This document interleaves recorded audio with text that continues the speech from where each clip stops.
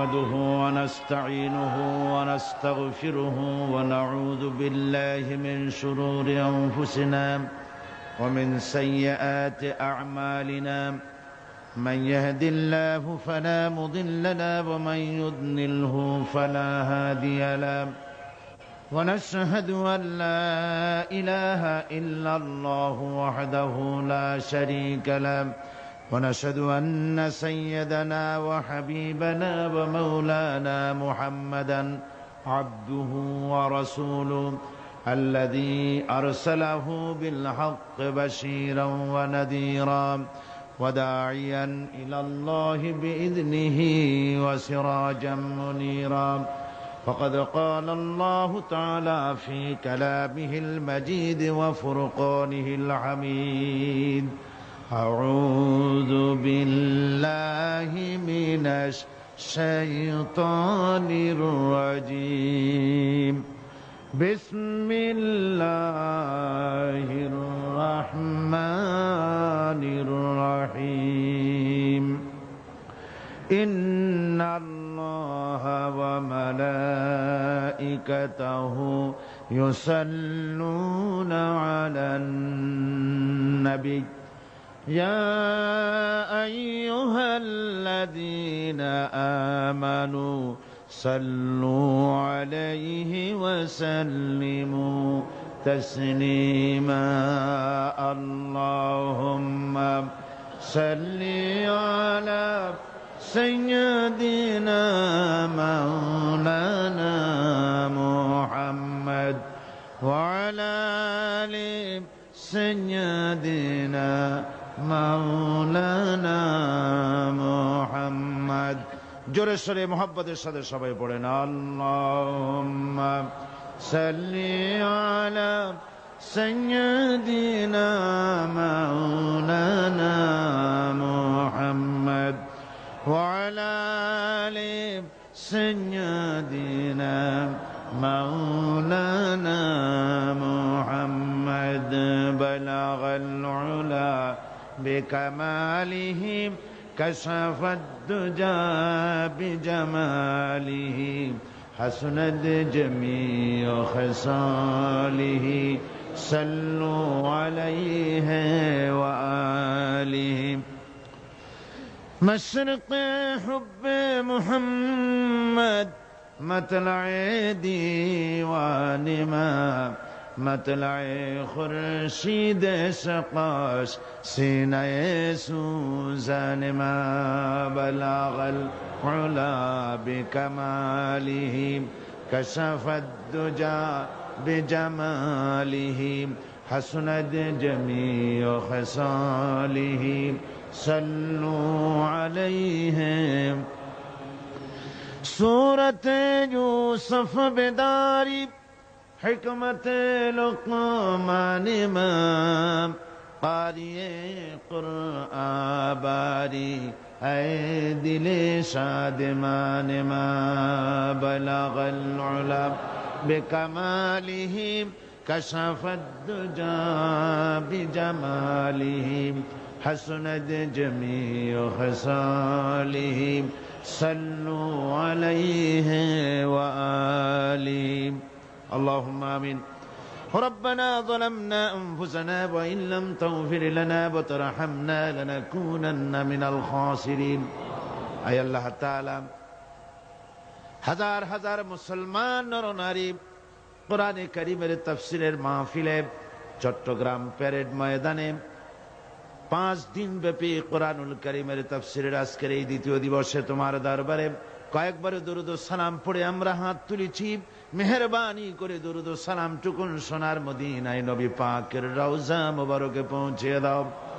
আয় আল্লাহ তাআলা এই মাহফিলের আয়োজন যারা করেছেন আর শোনার জন্য যারা এসেছেন কিয়ামতের দিন মুসিবতের সময় এই মাহফিল সকলের জন্য নাজাতের জরিয়া বানিয়ে দাও আল্লাহ।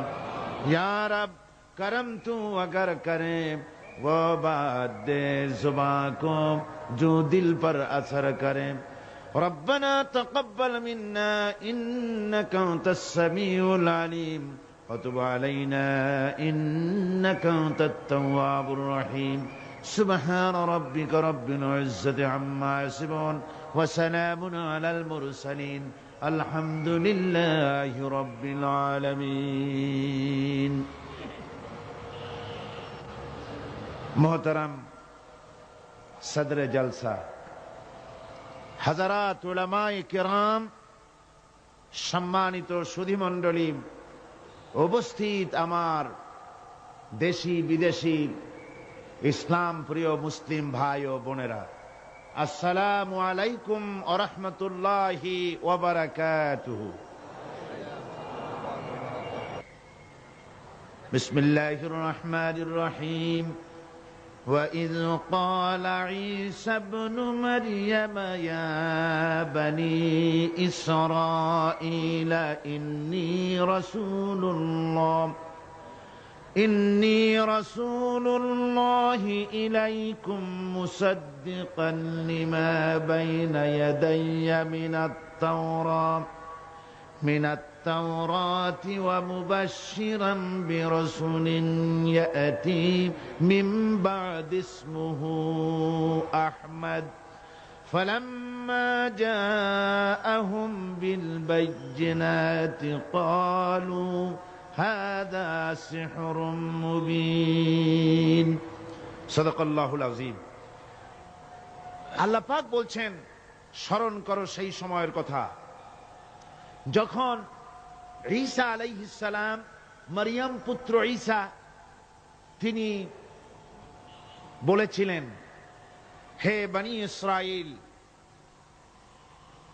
ইন্নী রাসূলুল্লাহি ইলাইকুম মুসাদ্দিকান লিমা বাইনা ইয়াদাইয়া মিনাত তাওরাত, আমি আল্লাহর পক্ষ থেকে তোমাদের জন্য রাসূল হয়ে প্রেরিত হয়েছি এবং আমার পূর্বে নাজিলকৃত তাওরাতের সত্যতা বিধানকারী হিসেবে আমি নাজিল হয়েছি।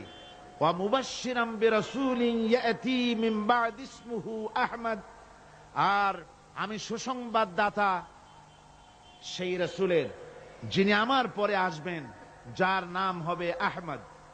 ফালাম্মা জাআহুম বিল বাইয়িনাতি ক্বালু হাযা সিহরুম মুবিন, আর প্রকৃতপক্ষে যখন তিনি স্পষ্ট দলিল নিয়ে, প্রমাণাদি নিয়ে যখন তাদের সামনে এলো, তারা বলল, এটা তো সুস্পষ্ট প্রতারণা বা সুস্পষ্ট এক প্রতারক।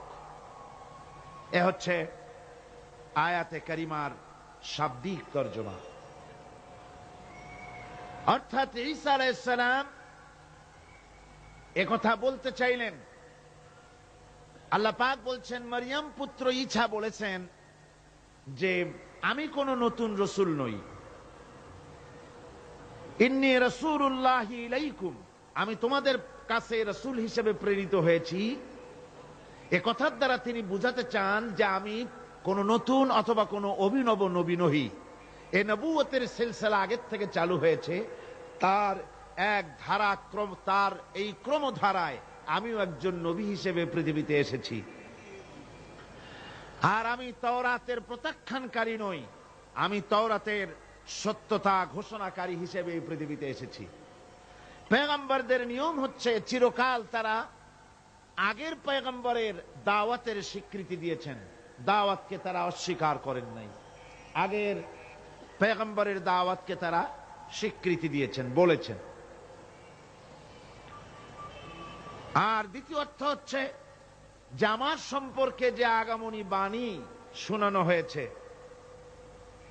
সেই তারই বাস্তব রূপ নিয়ে আমি পৃথিবীতে এসেছি। আমার সাথে বিরোধিতা করার কোনো যুক্তি নাই। কিন্তু বনি ইসরাইলেরা হযরত ঈসা আলাইহিস সালামের দাওয়াত গ্রহণ না করে তার উল্টোটাই করল। তারা কি করল? তারা হযরত ঈসা আলাইহিস সালামকে আল্লাহর পুত্র বানিয়ে ছাড়লো। হযরত ঈসা বললেন, আমি হচ্ছে আল্লাহর রাসূল, আর তারা বানালো আল্লাহর ছেলে। নাউযুবিল্লাহি মিন যালিক। কোরআনে কারীমে রব্বুল আলামিন বলেন, নাসারারা বলছে, ওয়াকালাতিন নাসারাল মাসীহ ইবনুল্লাহ, মাসীহ হচ্ছে আল্লাহর পুত্র। সবাই বলুন নাউযুবিল্লাহ। ওরা একদিকে ঈসা আলাইহিস সালামকে আল্লাহর পুত্র বানালো, আবার অন্যদিকে তারা মসিহকে শুধু আল্লাহর পুত্র নয়, তারা আবার তাদের একটি দল হযরত ঈসা আলাইহিস সালামকে সরাসরি তাকে আল্লাহই বানিয়ে ফেললো।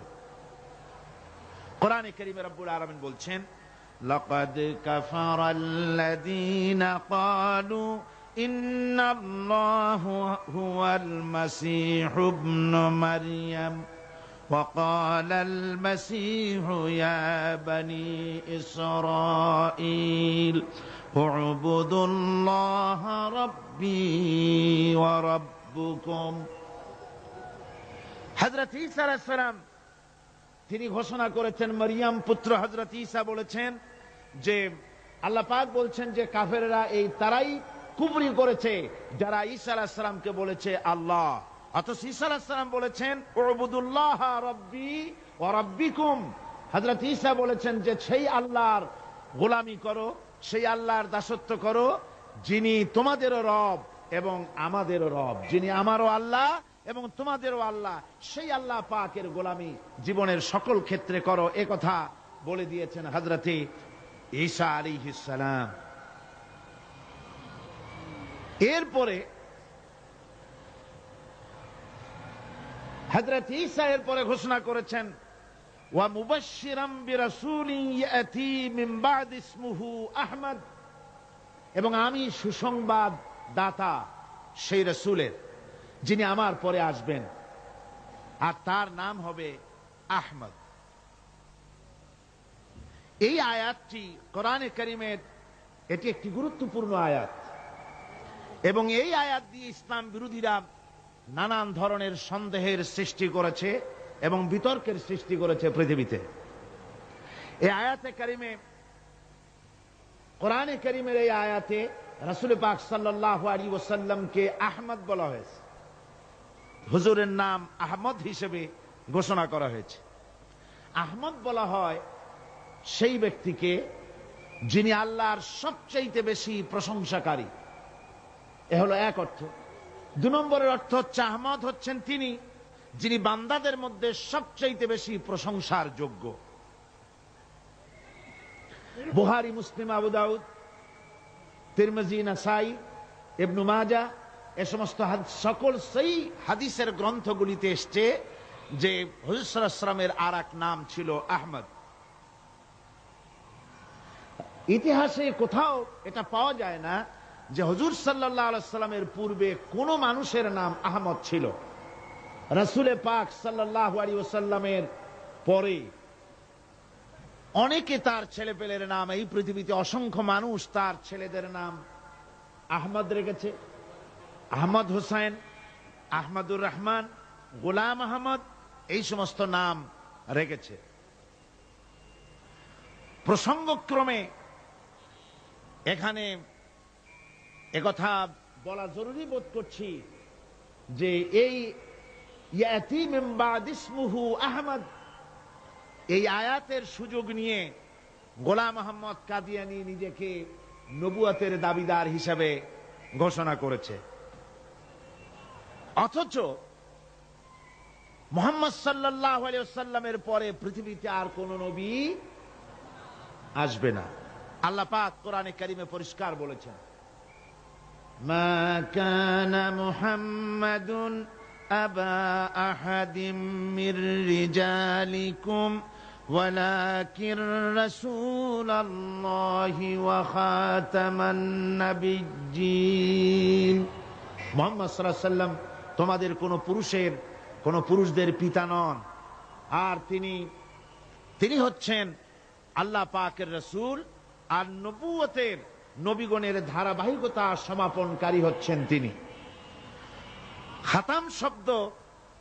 খাতাম শব্দ কোরআনে কারীমে বিভিন্ন অর্থে এসেছে। এর এক অর্থ হচ্ছে মোহর, এক অর্থ হচ্ছে মুখ বন্ধ করা, এক অর্থ হচ্ছে সিল। এরকম বিভিন্ন অর্থে কোরআনে কারীমের মধ্যে খাতাম শব্দ এসেছে।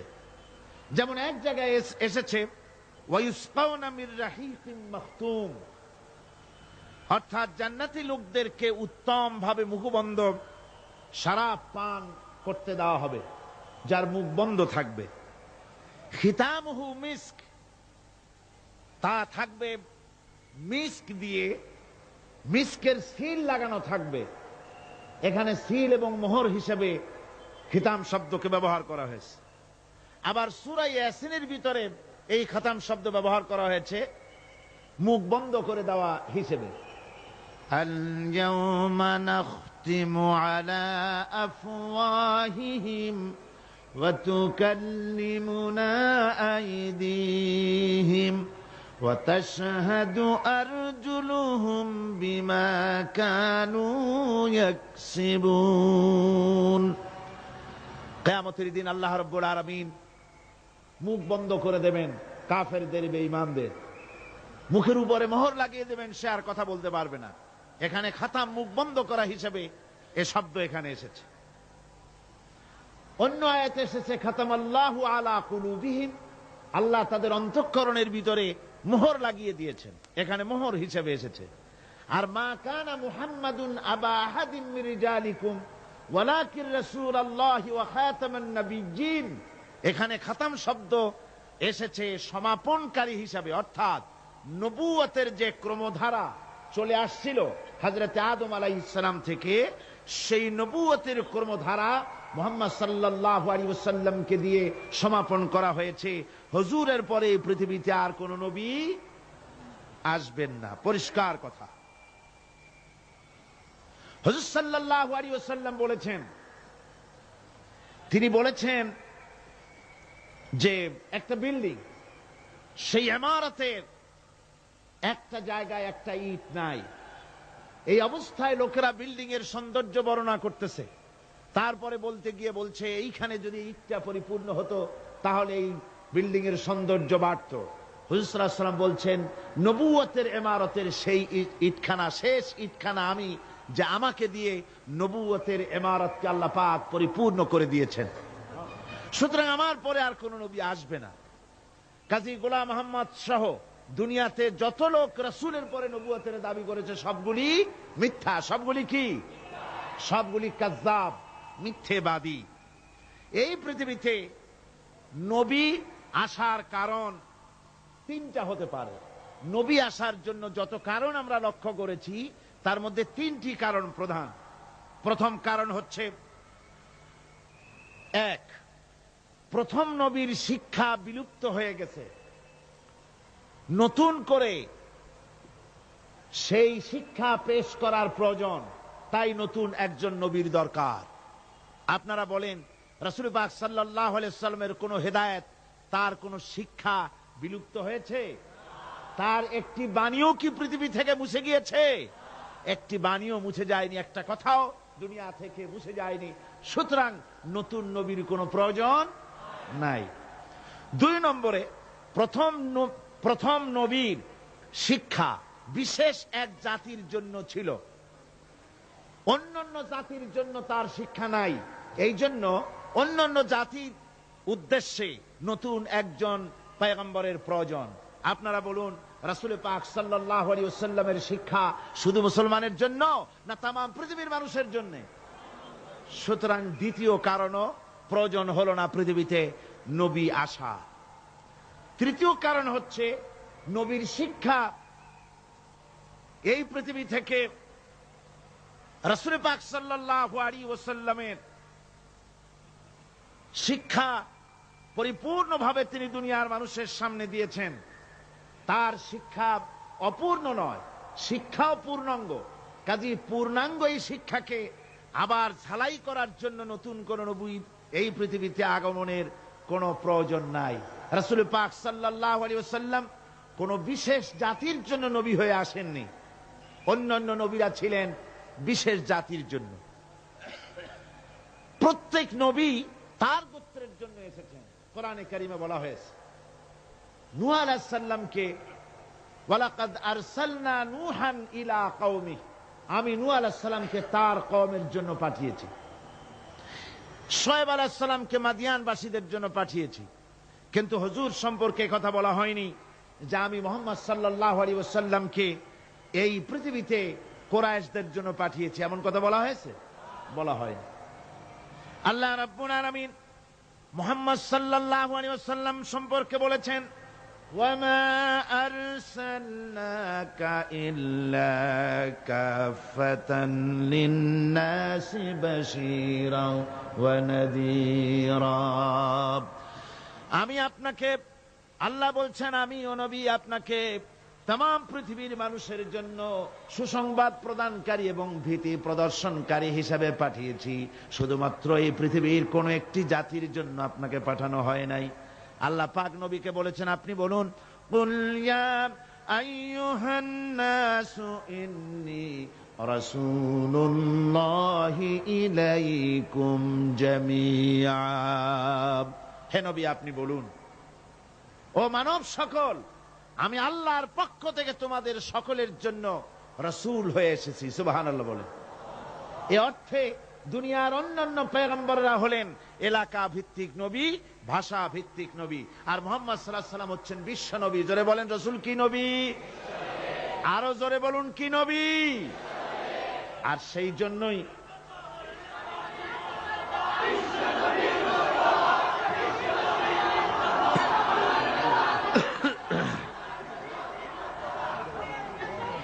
আমার ভাইয়েরা, অন্য আয়াতে আল্লাহ পাক বলছেন, তাবারাকাল্লাযী নাযালাল ফুরকানা আলা আবদিহি লিয়াকুনা লিল আলামিন নাযীরা। অতীব বরকতশালী সে আল্লাহ রাব্বুল আলামিন, যিনি তার বান্দার উপরে ফুরকানকে অবতীর্ণ করেছেন, যাতে করে তিনি বিশ্ববাসীকে সুসংবাদ দিতে পারেন এবং ভীতি প্রদর্শন করাতে পারেন। রাসূলকে তার বান্দার উপরে ফুরকান অবতীর্ণ করেছেন। বান্দাকে মুহাম্মদ সাল্লাল্লাহু আলাইহি ওয়াসাল্লাম, বান্দাকে মুহাম্মদ সাল্লাল্লাহু আলাইহি ওয়াসাল্লাম, তার উপরে কোরআন অবতীর্ণ করা হয়েছে। কি কারণে? লিয়াকুনা লিল আলামিন নাযীরা, যাতে করে বিশ্ববাসীকে তিনি সতর্ক করে দিতে পারেন, পরকাল সম্পর্কে, আল্লাহ সম্পর্কে হুঁশিয়ারি করে দিতে পারেন পৃথিবীর মানুষগুলিকে। এরপরে অন্য আয়াতে আল্লাহ পাক রাসূলকে বলছেন, ওয়ামা আরসালনাকা ইল্লা রাহমাতান লিল আলামিন। নবী হে, আমি আপনাকে সমগ্র সৃষ্টি জগতের জন্য আমি আপনাকে করুণার মূর্ত প্রতীক করে পাঠিয়েছি। সুবহানাল্লাহ। আপনি করুণার মূর্ত প্রতীক। সমস্ত সৃষ্টি জগতের জন্য আমি আপনাকে আমার দয়া হিসাবে, করুণা হিসাবে পাঠিয়েছি। হুজুর সাল্লাল্লাহু আলাইহি ওয়াসাল্লাম বলেছেন, বুইসতু ইলাল আহমারি ওয়াল আসওয়াদ, আমি সাদা কালো জাতি ধর্ম বর্ণ বিশেষে সকলের জন্য আমি নবী হিসাবে এসেছি। হুজুর আলো বলেছেন, কানান নবিয়্যু ইউবাসু ইলা কওমিহি খাসসা ওয়া বুইসতু ইলান নাসি আম্মা। বুখারী ও মুসলিম, বুখারী মুসলিমের হাদিসে এসেছে, রাসূল পাক সাল্লাল্লাহু আলাইহি ওয়াসাল্লাম বলেছেন, দুনিয়ার সমস্ত পয়গম্বররা এসেছেন নিজের কওমের জন্য, আর আমি এসেছি গোটা পৃথিবীর সকল মানুষের জন্য নবী হয়ে। সুবহানাল্লাহি ওয়া বিহামদিহি। সুতরাং মুহাম্মদ সাল্লাল্লাহু আলাইহি ওয়াসাল্লাম হচ্ছেন বিশ্ব নবী। তারপরে আর কোন নবী এই পৃথিবীতে আসবে না। আর কোন নবী আসবেন? এই পৃথিবীতে আর কোন নবী আসবেন না। হুজুর সাল্লাল্লাহু আলাইহি ওয়াসাল্লাম অন্য হাদিসে বলেছেন, তিরমিজি শরীফের হাদিসে এটা এসেছে, ক্বালা রাসূলুল্লাহ সাল্লাল্লাহু আলাইহি ওয়াসাল্লাম আন্না রিসালাতা ওয়ান নবুওয়া কাদ ইনকাতাত ফালা রাসূলা বাদি ওয়ালা নবুওয়া। রিসালাতের সিলসিলা কাট অফ হয়ে গিয়েছে। আমার পরে আর কোন নবী আসবে না, আমার পরে আর কোন রাসূল আসবে না। বাইহাকী শরীফের হাদিসে এসেছে, রাসূল পাক সাল্লাল্লাহু আলাইহি ওয়াসাল্লাম বলেছেন, লা নবিয়্যা বাদি ওয়ালা উম্মাতা বাদি, আমার পরে কোন নবীও আসবে না, আমার পরে কোন উম্মতও আসবে না। আমি শেষ নবী আর আমার উম্মত শেষ উম্মত। নতুন করে কোন উম্মত, নতুন করে কোন নবীও আসবে না, নতুন করে কোন উম্মতও আসবে না। অথচ কাদিয়ানীরা দাবি করে গোলাম মুহাম্মদ নাকি তাদের উম্মতি নবী। কয় যে এমনি আমরা অন্য কোন নবী টবি বলি না, আমরা বলি গোলাম মুহাম্মদকে উম্মতি নবী। রাসূল পাক সাল্লাল্লাহু আলাইহি ওয়াসাল্লাম পরিষ্কার বলেছেন, আমার পরে রাসূল, নবী, উম্মত কিছুই আসবে না। আমি শেষ পয়গম্বর আর আমার উম্মতি হচ্ছে শেষ উম্মত। আমার ভাইয়েরা, রাসূল পাক সাল্লাল্লাহু আলাইহি ওয়াসাল্লাম বলেছেন যে আমার পরে 30 জন লোক মিথ্যেবাদী, তারা নবুয়তের দাবি করবে। কতজন? 30 জন মিথ্যেবাদী। তারা নবুয়তের দাবি করবে। হুজুর বলেছেন আমার পরে নবী আসবে না। কোরআনে কারীমের মধ্যে, কোরআনে কারীমের দলিলের পর, কোরআন এবং সুন্নাহর দলিলের পর সর্বশ্রেষ্ঠ গ্রহণযোগ্য দলিল হচ্ছে সাহাবায়ে কেরামদের ইজমা। এটা হলো 3 নম্বরের সবচেয়ে বড় দলিল। 1 নম্বরে মুসলমানদের দলিল হচ্ছে কোরআন। 1 নম্বরে দলিল কি? কোরআন। 2 নম্বরে কি? হাদিস। 3 নম্বরে সাহাবায়ে কেরামদের ইজমা। এটা হচ্ছে 3 নম্বরের দলিল। সমস্ত সাহাবায়ে কেরাম রিদওয়ানুল্লাহ তাআলা আলাইহিম আজমাইন তারা একমত যে রাসূল পাক সাল্লাল্লাহু আলাইহি ওয়াসাল্লামের পরে যদি কেউ নবুয়তের দাবি করে তাহলে সে কাফের, আর তাকে হত্যা করা ওয়াজিব, তার বিরুদ্ধে লড়াই করা ওয়াজিব, জিহাদ করা ওয়াজিব। সাহাবায়ে কেরাম এই দাবি নিয়েই তারা রাসূলের যুগে একজন নবুয়তের দাবি করলো, তার নাম হচ্ছে মুসাইলামা কাজ্জাব। সে দাবি করলো, সে মনে করলো যে নবুয়ত হচ্ছে একটা ব্যবসা। মুহাম্মদ সাল্লাল্লাহু আলাইহি ওয়াসাল্লামের কিছু ছিল না, নবুয়তের দাবি করলো, গনিমতের মাল আসলো, টাকা পয়সা আসলো, তারপর রাজত্ব হয়ে গেল। এগুলো তো কম কথা না। তা আমিও যদি নবুয়তের দাবি করি তাহলে এরকমের একটা ব্যবসা আমিও করতে পারবো। এই চিন্তা ভাবনা করে নবুয়তের দাবি করে বসলো। নবুয়তের দাবি করে সে প্রচার করে বেড়াতে লাগলো আমি নবী। তারপর তার উম্মতেরা বলল যে আচ্ছা আপনি তো নবী বুঝলাম, তা মুহাম্মদ সাল্লাল্লাহু আলাইহি ওয়াসাল্লামের উপরে ওহী নাজিল হয়, আপনি তো কোনো নতুন ওহী আমাদের দিতে পারলেন না, কোনো সূরাও এ পর্যন্ত আসলো না। মুসাইলামা কাজ্জাব বলল দেখো কেবল না নবী হলাম, একটু সময় দাও ওহী আসা। কিছুদিন পর বলল যে সূরা একটা এসে গেছে। বলে কি? সে সূরা কাউসারের একটা প্যারোডি তৈরি করলো।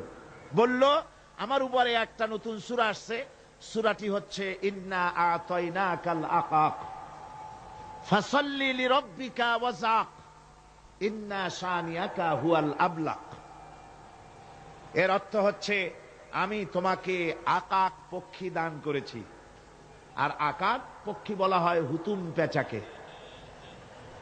ও যে কায়দার নবী, পাখিটাও পাইছে সেই কায়দারই। তারপরে ফাসাল্লি লিরাব্বিকা ওয়াজাক, সুতরাং তোমার প্রভুর উদ্দেশ্যে নামাজ পড়ো আর জোরে সোরে চিৎকার করো।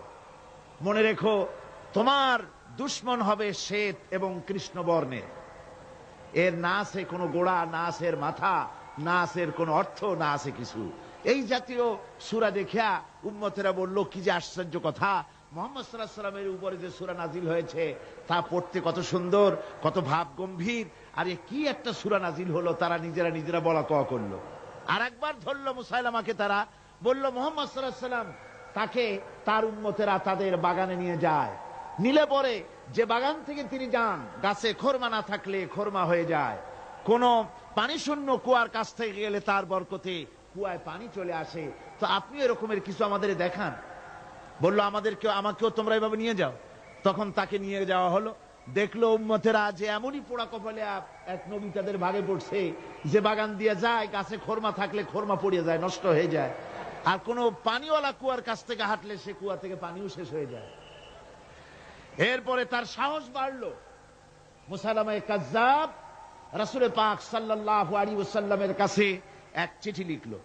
সে চিঠির ভাষা ছিল মিন মুসাইলামাত রাসূলিল্লাহ ইলা মুহাম্মাদুর রাসূলুল্লাহ সালামুন আলাইকুম আম্মা বাদ ফাইন্নী আশরাকতু ফিল আমর ওয়া ইন্না লানা নিসফাল আরদ ওয়া লিকুরাইশিন নিসফাল আরদ ওয়ালাকিন্না কুরাইশান কওমান ইয়াতাদুন। সে চিঠি লিখলো যে মুসাইলামা আল্লাহ রসুলের পক্ষ থেকে নাউজুবিল্লাহ মুহাম্মদ সাল্লাল্লাহু আলাইহি সাল্লামের কাছে এই চিঠি পাঠানো হচ্ছে। ফাইন্নী কাদ আশরাকতু ফিল আমরি মাক, আমি হচ্ছি আপনার নবুয়তের একজন অংশীদার। এই হিসাবে পৃথিবীর অর্ধেক হচ্ছে আমার আর অর্ধেক হচ্ছে কোরাইশদের। কিন্তু কোরাইশরা বিষয়টা বুঝতে না পেরে আমার সাথে বাড়াবাড়ি করতেছে। হুজুর সাল্লাল্লাহু আলাইহি ওয়াসাল্লাম এই চিঠির জবাব দিলেন। হুজুর লিখলেন বিসমিল্লাহির রহমানির রহিম মিন মুহাম্মাদুর রাসূলুল্লাহ সাল্লাল্লাহু আলাইহি ওয়াসাল্লাম ইলা মুসাইলামাতিল কাজ্জাব আসসালামু আলা মান ইত্তাবাআল হুদা আম্মা বাদ ফাইন্নাল আরদা লিল্লাহি ইউরিসুহা মিন ইবাদিহি ওয়াল আকিবাতু লিল মুত্তাকিন। রাসূল পাক সাল্লাল্লাহু আলাইহি ওয়াসাল্লাম লিখলেন, এই চিঠি যাচ্ছে মুহাম্মদ সাল্লাল্লাহু আলাইহি ওয়াসাল্লামের কাছ থেকে মুসাইলামা কাযযাবের কাছে। শুনে রাখো, শান্তি বর্ষিত হোক তার প্রতি যিনি হেদায়েত প্রাপ্ত। এই পৃথিবীর উত্তরাধিকারী হচ্ছে কেবলমাত্র আল্লাহ পাকের সেই সব বান্দারা যারা নাকি আল্লাহর গোলাম, আল্লাহর একান্ত আল্লাহর আইন এবং কানুনকে মেনে যারা চলে। আর পরকাল হচ্ছে সেই সমস্ত লোকেদের জন্যই। মুসাইলামা কাযযাবের মুয়াজ্জিন যারা, তারাও জানতো, তারাও জানতো যে লোকটা মিথ্যেবাদী। তো কিছু মাল পানি পাওয়া যায়, টাকা পয়সা পাওয়া যায়, সাথে থাকলে কিছু খাওয়াটাও যায়, এই জন্য তার সাথে থাকতো। রাসূলুল্লাহর মুয়াজ্জিন আযান দিতেন, আশহাদু আন্না মুহাম্মাদার রাসূলুল্লাহ, আমি সাক্ষ্য দিচ্ছি মুহাম্মদ সাল্লাল্লাহু আলাইহি ওয়াসাল্লাম আল্লাহর রাসূল। আর মুসাইলামার মুয়াজ্জিন যে ছিল, সে আযান দিত, আশহাদু আন্না মুসাইলামাতা ইয়াজামু আন্নাহু রাসূলুল্লাহ। ও বলতো, আযান দিত এই কথা বলে যে আমি সাক্ষ্য দিচ্ছি মুসাইলামা মনে করে যে সে আল্লাহর রাসূল। আমার ভাইরা, এরপরে মুসাইলামা কাযযাবের বিরুদ্ধে হযরত আবু বকর সিদ্দিক রাদিয়াল্লাহু তাআলা আনহু 40,000 লোকের একটা বিশাল বাহিনী, সাহাবায়ে কেরামদের এক বিশাল বাহিনী পাঠিয়ে দিলেন মুসাইলামা কাযযাবের বিরুদ্ধে লড়াই করার জন্য। এর সিবাসালার ছিলেন হযরত খালিদ বিন ওয়ালিদ। এই জিহাদে যাওয়ার সময় ওয়াহশী রাদিয়াল্লাহু তাআলা আনহু, যিনি হযরত হামজা রাদিয়াল্লাহু তাআলা আনহুর কাতিল ছিলেন। হুজুর সাল্লাল্লাহু আলাইহি ওয়াসাল্লাম ফতহ মক্কার দিনে সকলকে ক্ষমা করে দিয়েছিলেন, কিন্তু 5 জন নারী আর 6 জন পুরুষ সম্পর্কে বলেছিলেন এদেরকে যেখানে পাও সেখানে হত্যা করো। এর মধ্যে ওয়াহশী একজন। ওয়াহশী বুঝতে পেরেছি মুহাম্মদ সাল্লাল্লাহু আলাইহি ওয়াসাল্লাম আল্লাহর রহমত, করুণার নবী, দয়ার নবী, তার কাছে যদি আমি যেতে পারি তাহলে তিনি আমার সম্পর্কে, যদি তার সামনে যেতে পারি তাহলে তার কঠোর মনোভাব আমার প্রতি নরম হয়ে যাবে। এই মনে করে সাহাবায়ে কেরামদের চোখ এড়ায়া তিনি হুজুরের সামনে গিয়ে হাজির হয়ে গেলেন। হুজুর তাকে দেখি বললেন, তোমার নাম না ওয়াহশী? তিনি বললেন, হ্যাঁ আমার নাম ওয়াহশী। হুজুর বললেন, তুমি আমার চাচাকে শহীদ করেছো? ওয়াহশী বললেন, জাহালাতের কারণে তা করেছি। হুজুর বললেন, কেমনে শহীদ করেছো আমার চাচাকে, আমার একটু শোনাও। ওয়াহশী বলতে লাগলেন, আমি বল্লম দিয়ে হযরতে হামজার শরীরকে এফোড় ওপড় করে দিয়েছি, তারপরে তার বুককে খঞ্জর দিয়ে ফেড়ে বুকের ভিতর থেকে কলিজাটা বের করে নিয়ে আমি হাতে দিয়ে দিয়েছি হেন্দাই কলেজা চিবিয়ে চিবিয়ে খেস। রাসূল পাক সাল্লাল্লাহু আলাইহি ওয়াসাল্লাম, হাদিস শরীফে এসেছে, ওয়াহশীর বর্ণনা যখন তিনি শুনতেছিলেন, রাসূলের চোখ থেকে তখন পানি পড়ে দাড়ি মোবারক ভিজে ভিজে পড়তেছিল। ঘটনা শোনার পর রাসূলুল্লাহ বললেন, ওয়াহশী তুমি কি চাও? ওয়াহশী বললেন, আমি ইসলাম কবুল করতে চাই। হুজুর তাকে মুসলমান বানালেন। বললেন, তুমি মুসলমান হলে কিন্তু সব সময় তুমি আমার সামনে আসবে না, তার কারণ তোমাকে দেখলে পরে আমার মনের ভিতরে আমার চাচার কথা মনে উঠে যাবে। আমি আমার আব্বাকে পাই নাই, আব্বার স্নেহ যত্ন আমার কিসমতে তেমন হয় নাই। আমার চাচা হামজা আমাকে পিতাগত করে আমাকে স্নেহ করেছে, তোমাকে দেখলে পরে তার কথা মনে পড়বে, সুতরাং তুমি সবসময় আমার সামনে আসবে না। ওয়াহশী সেদিন শপথ নিয়েছিলেন, রব্বুল আলামিন, আমি জাহালাতের কারণে যেই বল্লম দিয়ে একজন শ্রেষ্ঠ সন্তানকে আমি শহীদ করে ফেলেছিলাম, আমি বুঝতে পারি নাই, ওই বল্লমটা আমি হেফাজতে রেখে দিয়েছি। তুমি আমার এই দোয়া মঞ্জুর করো, আমি যেন এই বল্লম দিয়ে এই পৃথিবীর নিকৃষ্ট ইসলামের কোন দুশ্মনকে যেন আমি শেষ করে দিতে পারি। আল্লাহ পাক দোয়া তার মঞ্জুর করে নিলেন। মুসাইলামা কাযযাবের বিরুদ্ধে হযরত আবু বকর সিদ্দিক রাদিয়াল্লাহু তাআলা আনহু যে বাহিনী পাঠালেন, হযরত ওয়াহশী সেই বাহিনীর মধ্যে ছিলেন। আর তিনি সেই বল্লমটা দিয়ে, যে বল্লম দিয়ে তিনি হযরত হামজাকে শহীদ করেছিলেন, সেই বল্লমটা দিয়েই ইসলামের নিকৃষ্ট শত্রু মুসাইলামা কাযযাবকে দুনিয়া থেকে তিনি বিদায় করে দিলেন। আমার ভাইরা, রাসূল পাক সাল্লাল্লাহু আলাইহি সাল্লামের ইন্তেকালের পর এ পর্যন্ত নবুয়তের যারা দাবি করেছে, এক হিসাবে জানা গেছে 28 জন দাবি করা হয়ে গেছে। রাসূল বলেছেন আমার পরে 30 জন মিথ্যেবাদী নবুয়তের দাবি করবে। কতজন করবে? 28 জন হয়ে গেছে, বাকি আছে কত? এর মধ্যে গোলাম আহমদ একজন। গোলাম আহমদ দাবি করল যে আমি নবী। তার অনেকগুলি বই কিতাব সে লিখল। বইয়ের মধ্যে এক জায়গায় সে লিখেছে, তার বইয়ে এক জায়গায় লিখেছে যে আমি স্বপ্নে দেখলাম আল্লাহ আমার সামনে উপস্থিত। আল্লাহ আমার সামনে এসেছেন পুরুষের আকৃতিতে, আর আমি তখন স্বপ্নের ভিতরে আমি নিজেকে একজন নারীর মতোই মনে করলাম। স্বপ্নের ভেতরেই আল্লাহ পাক পুরুষ হিসাবে আমাকে ব্যবহার করলেন। আমি স্বপ্নের মধ্যেই গর্ভবতী হলাম এবং স্বপ্নের ভিতরে আমি গোলাম আহমদ মসিহে রূপান্তরিত হয়ে গেলাম। নাউযুবিল্লাহি মিন যালিক। গোলাম আহমদ বলছে আল্লাহ পাক ওহীর মাধ্যমে আমাকে জানিয়েছেন, আল্লাহ আমাকে বলেছেন গোলাম আহমদ তুমি হচ্ছ আমার সন্তান তুল্য। নাউযুবিল্লাহি মিন যালিক। এইভাবে অসংখ্য মিথ্যে কথা দিয়ে বইপত্র রচনা করেছে। লোকেরা তার কাছে নবুয়তের প্রমাণ চেয়েছে। আসলে শরীয়তের বিধান হচ্ছে হুজুরের পরে যদি কেউ নবুয়তের দাবি করে তাহলে তাকে সে নবী কিনা এর কোনো প্রমাণ তার কাছে চাওয়াও জায়েজ নাই। যেহেতু প্রমাণ চাইতে গেলে বোঝা যায়, সন্দেহ হয়, কিছুটা প্রমাণ দিতে পারলে তাহলে সে নবী হবে। কথা বুঝতে পেরেছেন? এই জন্য রাসূলের পরে যদি কেউ নবুয়তের দাবি করে তাহলে তার কাছে নবুয়তের দাবির কোনো প্রমাণও চাওয়া যাইবে না। বিনা প্রমাণে রাসূলের পরে নবুয়তের দাবি যেই করবে সে কি হবে? জোরে বলেন কি হবে? কাফের হয়ে যাবে। দুনিয়ার সমস্ত উলামা, সমস্ত মুহাদ্দিস, সমস্ত মুফাসসির, দুনিয়ার সমস্ত মুফতি সব একমত, কোনো দ্বিমত নাই, গোলাম আহমদ কাদিয়ানী কাফের। তার অনুসারীরাও তার জামানায় মাওলানা আতাউল্লাহ শাহ বুখারী রাহমাতুল্লাহ আলাইহি তার সঙ্গে একটা বহস হলো। যেহেতু গোলাম আহমদ বলেছিল যে আমার এই 40 দিনের মধ্যে কেউ প্রতিবাদ করুক যেগুলি আমার ওহী নয়। হযরতে মাওলানা আতাউল্লাহ শাহ বুখারী রাহমাতুল্লাহ আলাইহি সেই যুগের একজন শ্রেষ্ঠ আলিম, তিনি বললেন আমি তোমার কাছে কোনো প্রমাণ চাই না তুমি নবী কিনা। আমি জানি তুমি মিথ্যেবাদী, তবে তোমাকে বলতে হবে তুমি এই শক্তি কোথায় পেলে। গোলাম আহমদ বলল কোরআন শরীফেই আছে আমার এই শক্তির উৎস। কোথায়?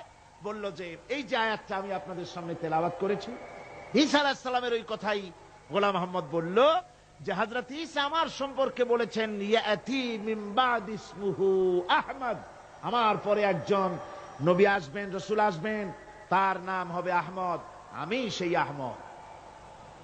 মাওলানা আতাউল্লাহ বুখারী বলছেন তোমার নাম তো আহমদ না, তোমার নাম হচ্ছে গোলাম আহমদ। তার অর্থ হলো হযরত ঈসা আলাইহিস সালাম যে আহমদের কথা বলেছেন তুমি সেই আহমদের গোলাম। গোলাম আহমদ বললেন দেখুন আমার নামের প্রথম শব্দ গোলাম, এটা হচ্ছে আমার লকব। আমি আমার নামের লকবটা ছেড়ে দিলাম, বাদ দিয়ে দিলাম, আর ব্যবহার করব না। তাহলে তো আমি আহমদ থাকি, আপনি তো আর আপত্তি করতে পারেন না। মাওলানা বুখারী বললেন নামের প্রথম শব্দ বাদ দেওয়া যদি জায়েজ হয় তাহলে তোমার ফতোয়া দিয়ে আমার নামের প্রথম শব্দ বাদ দিয়ে দিলাম। আমার নাম আতা আল্লাহ, নামের প্রথম শব্দ আতা বাদ দিয়ে দিলাম। তো আতা যদি বাদ দেই তাহলে আল্লাহ হই, আর আল্লাহ হয়ে বলছি তোমার মতো গাধাকে নবুয়ত আমি দেই নাই। এরপর এই পৃথিবীর নিকৃষ্ট পাপী এই কাফেরের মৌত হলো কোথায়?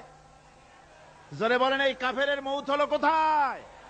পায়খানার ভেতরে মৌত হয়েছে। আমার বন্ধুগণ, সুতরাং বাংলাদেশে যত কাদিয়ানি আছে সমস্ত কাদিয়ানিরা কাফের। সমস্ত কাদিয়ানিরা কি? আরো জোরে বলুন তারা কি?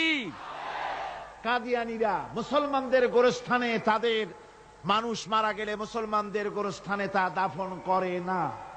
মুসলমানদের জানাজায় তারা কোনোদিন আসে না, মুসলমানদের কোন মসজিদে তারা নামাজ পড়তে যায় না। তারা আলাদাভাবে মসজিদ তৈরি করে মসজিদের নামে।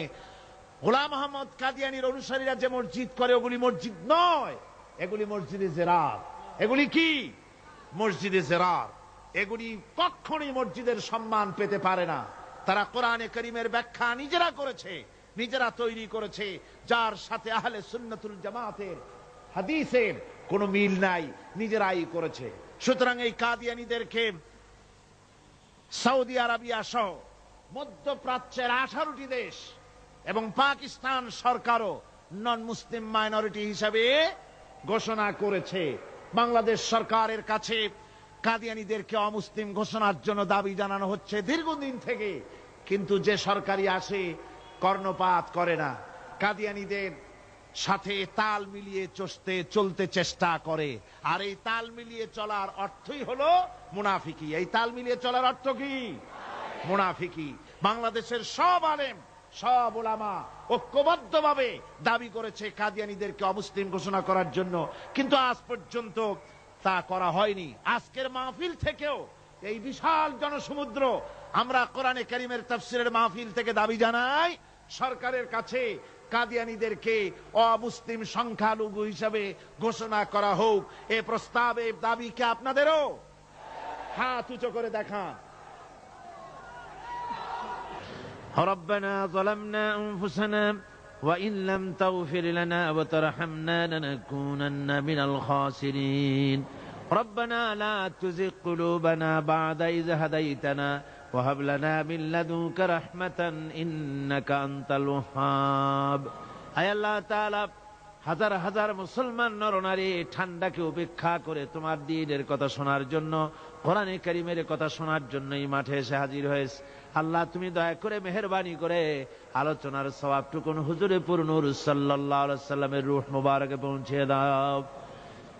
রব্বুল আলামিন, আমাদের মধ্য থেকে তাদের মা বাপ দুনিয়া থেকে জনমের মতো বিদায় হয়ে গেছে। আল্লাহ, কবরে যদি আযাব থাকে দয়া করে আযাব মাফ করে দাও। আল্লাহ, আমাদের মা বাপের উপরে তোমার রহমত নাজিল করো।